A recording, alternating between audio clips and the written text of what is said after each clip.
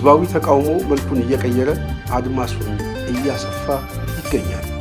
በመላው ሀገሪቱ ለመብቱ የሚዋደቅ ወደ አደባባይ እየተመመ ነው። የጭቆና ቀንበሩን መስመሩን በጣጥሶ ወጣቱ እየተነሳ ነው። ከሲዳማ እስከ አርባ ምንጭ በተቃውሞ እየተናጠ ይገኛል። ነገሮች በፍጥነት እየተቀያየሩ መጥተዋል። የአገዛዙ መጨረሻ ምልክት እየታየ ነው። የአዲስ አበባ ነዋሪ ይህንን አመፅ ወደ ጎዳና ሊቀላቀል በቋፍ ላይ ይገኛል።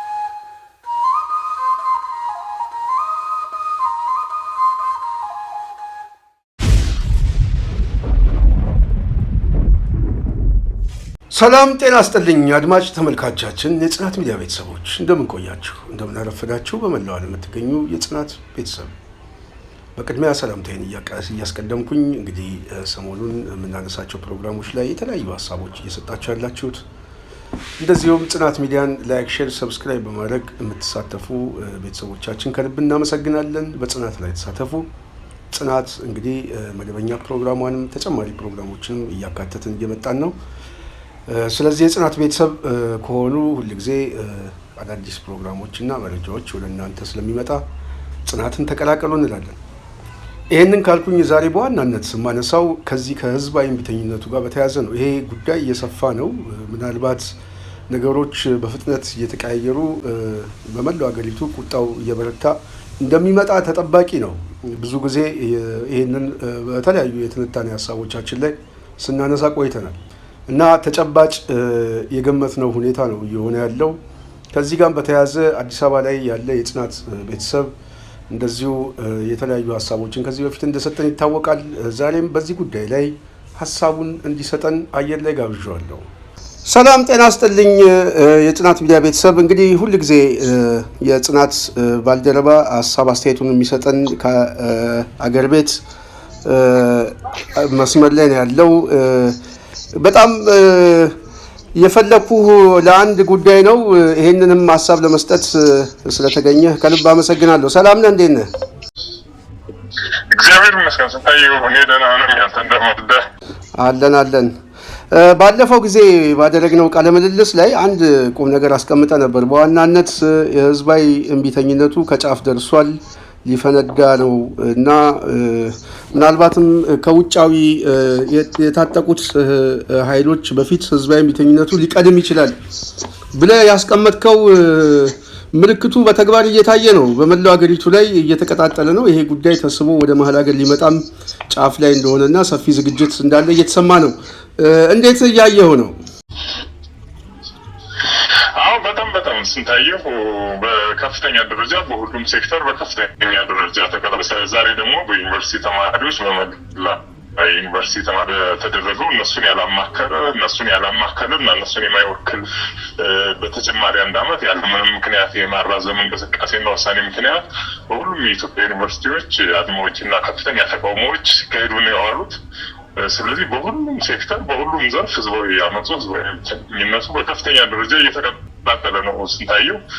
ይህንንም በመረዳት ይመስላል እነዚህም በጫካ ያሉ ኃይሎችም ይህን እንቅስቃሴ በደጋፊነት አብሮ ለማስኬድ ፍላጎት እንዳላቸውና እዚህ ጋር መጋጋቢ የሆነ አካሄድ ለመከተል እንደሚፈልጉ ይፋ ያደረጉት ይህንን በመገንዘብ ይመስላል ስንታየው። ባለፈውም ጊዜ ያልከው ይሄው ነበረ። በጣም ህዝባዊ እምቢተኝነቱ ከጫፍ ደርሷል፣ የሚፈነዳበት ሰዓት ነበር ያልከው። ምናልባት ሲዳማ አካባቢ የመንግስት ሰራተኞች ከደሞዝ ጋር በተያያዘ ያነሱት ጥያቄ፣ ከዚህም በፊት መምህራን እያነሱ ያሉት ጥያቄ፣ የሐኪሞች እንቅስቃሴ የሚታወቅ ነው። አሁን ደግሞ ከሁለተኛ ደረጃ ተማሪዎች እስከ ዩኒቨርሲቲ ተማሪዎች ወደ አደባባይ እየወጡ ነው። ጋምቤላ ላይ የሁለተኛ ደረጃ ተማሪዎች ናቸው ወደ አመፁ የመጡት። አሁን ደግሞ በጅማና በተለያየ ዩኒቨርሲቲ ላይ ወጣቶች እያመፁ ነው። ይሄ ጉዳይ ወዴት ይሄዳል?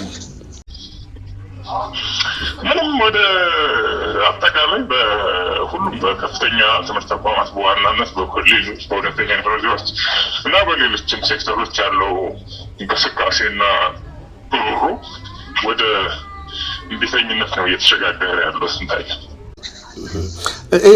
ከዚሁ ጋር በተያያዘ አዲስ አበባ ላይም መጠነ ሰፊ ዝግጅቶችና በተለይ ደግሞ ወጣቱ በከፍተኛ ሁኔታ ቁጣውን እየገለጸ እንደሆነ ከዚህም በፊት ምልክቶች እየታዩ ነው። አሁን ግን ከዚህ ከቤተ ክርስቲያን ጥቃቱም ከኑሮ ውድነቱም ከፖለቲካ ጫናውም ከጦርነቱም አኳያ ህዝቡ የገባበት ቀውስ በጣም አደባባይ ላይ እየወጣ አስከፊ ስለሆነ እየገለጸ ነው ያለው እና አጠቃላይ ስርዓቱን አገዛዙን ለመቃወም ህዝባዊ እምቢተኝነቱ የአዲስ አበባን ወጣት እያነሳሳው እንደሆነ እየተሰማ ነው። እንዴት ነው ይህን የምገመግመው? በጣም ስንታየው በጣም በከፍተኛ ደረጃ ከዚህ በፊት ካየናቸው እንቅስቃሴዎችን በጠነከረ ነው በአደባባይ በወጣ ሁኔታ ነው ሰው ብሶቱን፣ ቁጭቱን፣ መበደሉን፣ መግፋቱን በአደባባይ ወጥቶ እየገለጸ ያለው። በተለይ በሃይማኖት ተኮር ጥቃቶች፣ ግጭቶች፣ ጸረ ኦርቶዶክሳውያን ንቅናቄዎች የተሰላቸው ወጣት ክፍል የመጨረሻ የትኛውን መስዋዕትነት ከፍሎ መብቱን ጥቅሙን ለማስከበር የትኛውንም ነገር ለማድረግ ወደ ኋላ እንደማይል ነው ምልክቶች እየታዩ ያሉት።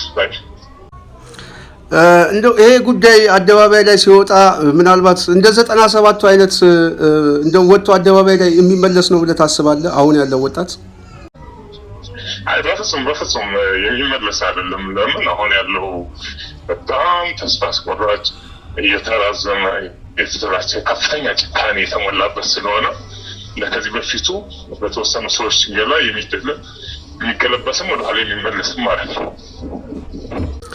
በአጠቃላይ አንተ አሁን እያየ ያለውም ከዚህ በፊትም ያስቀመጥከው ህዝባዊ እምቢተኝነት ወደ ጎዳና የሚመጣበት እድሎች እየሰፉ ነው። በተለይ ከዚህ ከመብራትና ከውሃ ጋር ጭማሪ ጋር በተያያዘ ህዝቡ በከፍተኛ ቁጣ ውስጥ ነው ያለው። ይህን ነገር ማሳካት እንደማይችል ነው ከወዲሁ እንግዲህ አንዳንድ ምልክቶች የሚታየው። ይሄ ራሱ ለህዝባዊ እንቅስቃሴው ትልቅ ጉልበት አይሆነውም? ትልቅ አቀጣጣይ ነዳጅ ነው ስንታይ። በተለይ ህዝብን የኑሮ ጫና ከማቃለል ይልቅ የሚያባብሱ እርምጃዎች ናቸው ከቀን ወደ ቀን እየተወሰዱ ያሉት። የመብራት ክፍያ በየ3 ወሩ ከ3 እጥፍ እስከ 4 እጥፍ፣ የውሃ ክፍያ ከ3 እጥፍ እስከ 4 እጥፍ፣ ሌሎች መሰረታዊ ሸቀጦችን በተመሳሳይ። አሁን ደግሞ ከሚቀጥለው ወር ጀምሮ በነዳጅ ላይ የተጣለው 30% ታሪፍ ተግባራዊ እንደሚደረግ ተወስኗል። በአጠቃላይ የፖሊስ ነፃነቱ ለአይኤምኤፍ የተሸጠ በመሆኑ በአይኤምኤፍ መልካም ፈቃድ ነው ሳይን መራገጥ በመሆኑ ይህንን ጭማሪ ይህንን የዋጋ ማሻሻያ ሰው የሚሸከምበት ትከሻ ካለፈ በጣም ረጅም ጊዜያት ተቆጥረዋል። ይህንን ከዚህ በኋላ ልታገስ ልሸከም ቢልም ስለማይችል ምንም ወደ ኋላ የሚመለስ ስንትሽ በአጠቃላይ እንደው አሁን እየመጣ ያለው ህዝባዊ እምቢተኝነት አይቀሬ ነውና የስርዓቱ ውድቀት እየተንኮታኮተ እየመጣ ነው። ከዚህ በኋላ አገዛዙ ሊወስድ የሚችላቸው እርምጃዎች ምን ሊሆኑ ይችላሉ ብለህ ታስባለህ? እንደው የመጨረሻውን ሀሳብ እሱን እናድርገው እስቲ። ያው የታወቀ ነው። አንተም በተደጋጋሚ እየፈተማች ስለነበረ ታውቀዋለህ። የውሬ ድንበር እርምጃ በተለይ በማንነት ተኮር ጥቃቶች፣ ግድያዎች፣ ጅምላ እስሮች፣ አፈሳዎች ተጠናክረው መቀጠላቸው አይቀርም። እየሞተ ያለ ስርዓት ባልሞት ላይ ተጋዳይነት የሚወስዳቸው አሳፋሪና ወራዳ ተግባራት መቀጠላቸው አይቀርም። በእርግጥ አዲስ አይደሉም። ከዚህ በፊትም በተደጋጋሚ የነበሩ ናቸው። ግን የበለጠ ሊባባሱ ይችላሉ። ስለዚህ በዋናነት ጥንቃቄ መደረግና በየአካባቢው ወጣቱ መደራጀት እንዳለበት ነው በስፋት እየተገለጸ ያለው። የማይቀረው ህዝባዊ እምቢተኝነትና ቁጣ በመላው ሀገሪቱ እየመጣ ነው። ይህንን ስናይ ግን አንድ ነገር ብዙሃኑን እያስማማ ነው።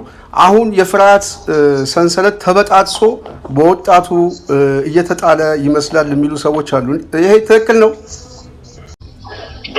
በትክክል ምንም ለጥያቄ የሚቀርብ አይደለም። ሰው ፍርሃቱ፣ ጥርጣሬው፣ ቆፈኑ አያገባኝም ባይነቱን እያስገነጠረ እየጣለ በብሶቱ በእያንዳንዱ ጓሮ ያንኳኳ በመሆኑ ምክንያት ሁሉም ራሱን በያገባኛል ስሜት እየተገላቀለ ያለው ስንት ነገሩ እኛ ለዚህ ለፕሮፓጋንዳ ብለን የምንለው እያወራን ያለን በጣም ተጨባጭ የሆነ ነገር ነው። በነገር ላይ ምንም ልታደርገው ማችል ደረጃ ላይ ነው ያለው። አሁን በቃ ኦልሞስት ሆሊ በእያንዳንዱ አካባቢ ያለውን የቀረሱ ምልክት ይገረማል። ሰው የጨረሰ የብሶች አለ ይደርሳል። እኛውንም ነገር ለመውሰድ ወደኋላ ማይልበት ደረጃ ስለደረሰ አሁን የመጠለፍ ነገሮች መከላከል እንደ ከዚህ በፊቱ ጠለፋዎች እንዳይኖሩ፣ ሃይጃኪንጎች እንዳይኖሩ በተለይ ከዛ ያሉትም በዚህ መናወር በደንብ መስመር ይዞ በእኛ ዕቅድ ብቻና ብቻ የሚመራበትን መንገድ እንዲሆን አንተም ከማውቃቸው ከሁሉም ሰዎች ጋር ተገናኝ፣ ተነጋገር፣ ተመካከል። ሃይጃኪንግ ብቻ ነው የሚያስፈራው። አሁን በዛ ስርዓት ውስጥ ያሉ ሰዎች ከጠለፋ ነው ትግሉ ሊጠለፍ ይችላል። በወታደራዊ መሪዎች፣ በደህንነት መሪዎች ህዝቡ ትግሉ ሊጠለፍ ስለሚችል ከፍተኛ ጥንቃቄ ማድረግና ትግሉን ከጠለፍ ታድጎ በትክክለኛ አቅጣጫ ብቻ እንዲመራ ሁሉም ሰው በንቃት መጠበቅ አለበት። ከዚህ በኋላ መቼም 2008 2010 ተመልሶ እንደማይመጣ ግልጽ ነው። ያ ጊዜ ህዝቡን ስላስተማረው ህዝቡም ጥንቃቄ ማድረግ እንዳለበት ትክክል ነው። ግን የውስጥ ኃይሎችም እያሰፈሰፉ ነው። ይህንን ለውጥ ቀልብሰን ራሳችን እንመጣለን የሚሉ የተለያዩ አሰላለፎች ሊፈጠር ይችላል የሚባል ነገር አለ እና እንደው ጥንቃቄ መደረግ ያለበት በተለይ በፖለቲካ ሊቃኑ በህዝቡም አካባቢ እንደው ትንሽ የምትመክረው ነገር አለ? በትክክል ከፍተኛ ጥንቃቄ ይፈልጋል። ከጠለፋና ከናጣቂ ይሄ ትግል ተጠብቆ ከዚህ በፊት በ66 በ83 በ97 ያየናቸው ትግል ቅለሳዎች፣ ጠቃዎችና አጀንዳ ሽሚያዎችን በከፍተኛ በጥንቃቄና በተደራጀ መንገድ በመመከት ትክክለኛ ዓላማዎች፣ ትክክለኛ ፍላጎቶች ብቻ የሚንጸባረቁበት ዓላማ የሚሳካበት መንገድ ተግባራዊ ሊሆን ሁሉም በንቃት በከፍተኛ ትኩረትና ክትትል ተከታትለው ለተግባራዊነቱ የትኛውንም አይነት መስዋዕትነትና ዋጋ በመክፈል ዓላማውን እንዲያሳካ ማድረግ ያስፈልጋል። በጣም ትክክል ነው። በተለይ ብዙ ጊዜ ለውጡ እየመጣ ለውጡ በውስጥ ኃይሎች እየተጠለፈ ነው ህዝቡ የመጨረሻ ላይ በዚህ የባርነት ቀንበር ውስጥ የወደቀው። አሁን ግን ህዝባዊ ለውጥ እንዲመጣ ህዝቡ ነቅቶ መጠበቅ አለበት ነው። ማስወገድ ብቻ ሳይሆን ዓላማው ለተጨቋኞች በዝባዦች በሚወገዱበት ጊዜ ተደራቢ ጥገኞች ራሳቸውን እንደ ነፃዎች ቆጥረው የሚመጡ ጥገኞች ትግሉን እንዳይሰልፉ፣ ወዳልተፈለገ ዓላማ እንዳይሸጡ፣ ለውጭ ኃይሎች ማጠቃለያ እንዳይሆን ሁሉም በከፍተኛ ተጋድሎ በከፍተኛ ጥንቃቄ እና ብልሃት መከላከል፣ መጠበቅና መሰረታዊ ዓላማዎችን በሚያሳካ መንገድ እንዲጓዝ የበኩሉን አስተዋጽኦ ማበርከት አለበት። በጣም አመሰግናለሁ። በጣም አጭር ቆይታ ነው ያደረግነው። ሌላ ጊዜ በሌላ ዝግጅት እስክንገናኝ በጣም ነው የማመሰግነው ወንድማችን። እኔም በጣም አመሰግናለሁ። እግዚአብሔር ያክብርልኝ። ስንታየው እናንተም በርቱ፣ ሰላማችሁ ይብዛ። እሺ። ይህንን ይመስላል እንግዲህ የጽናት ሚዲያ ቤተሰቦች። ፕሮግራሙን ከወደዳችሁ ሼር እያደረጋችሁ ላይክ እያደረጋችሁ እንደዚሁም ሀሳብ እየሰጣችሁ ተሳተፉ እንላለን። በሚቀጥለው በሌላ ፕሮግራም እስክንገናኝ የዛሬም በዚህ ያበቃለሁ። ሰላም።